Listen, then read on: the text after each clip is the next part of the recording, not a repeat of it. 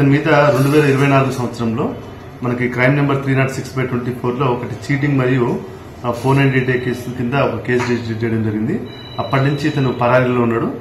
ఇతని కంప్లైంట్ యొక్క వర్షన్ ఏంటంటే ఇతను ఎవరైతే సోమవారపు సురేంద్ర అనే వ్యక్తి ఉన్నాడో ఇతను మాయమాటలు చెప్పేసి క్రైస్తవ మ్యాట్రిమోనీ ద్వారా మ్యారేజ్ చేసుకున్నాడు. 2021లో ఇతను ఏంటంటే మైనింగ్ బిజినెస్ చేస్తాను, కన్సల్టెన్సీ నడుపుతాను, నాకు పెట్రోల్ బంక్ ఉంది, దానికి శాంక్షన్ అయింది అని చెప్పి ఇట్లాంటి అన్ని కూడా మోసపూరితమైన మాటలు చెప్పి ఈమె దగ్గర ఉన్నటువంటి యొక్క డబ్బుని అంటే ఒక 9 లక్షల రూపాయల క్యాష్ ని తీసుకున్నాడు. అలాగే ఒక 30 తులాల బంగారం కూడా ఇతను ఏం చేసిందంటే నా దగ్గర ఉంటే జాగ్రత్తగా ఉంటాయని ఒక ఏజెంట్ లాగా వ్యవహరించు, అంటే నీ బంగారం మొత్తం కూడా నీ దగ్గర సేఫ్టీ ఉంటుంది, నా దగ్గర సేఫ్టీ ఉంటుంది అని చెప్పేసి ఒక 30 తులాల బంగారం తీసుకున్నాడు.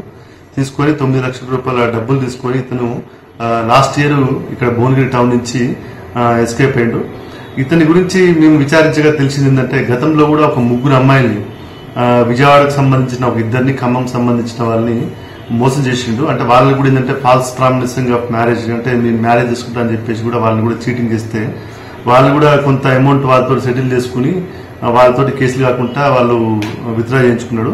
ఇప్పుడు గతంలో 3 ఇష్యూస్ అయిపోయిన తర్వాత ఇది 4th ఇష్యూ మన భువనగిరి టౌన్ లోది. ఇప్పుడు ప్రజెంట్ గా చూసుకుంటే కడపలో మళ్ళీ అగైన్ తను ఒక అమ్మాయిని కూడా మళ్ళీ చీట్ చేసేసి ఇంకొక అమ్మాయిని కూడా మ్యారేజ్ చేసుకుందని చెప్పేసి తెలుస్తుంది. ఇది మీరు కూడా పబ్లిక్ కూడా చాలా జాగ్రత్తగా ఉండాలి. ఈ యొక్క మ్యాట్రిమోనీ వెబ్సైట్స్ కూడా గుడ్డిగా నమ్మడానికి వీల్లేదు.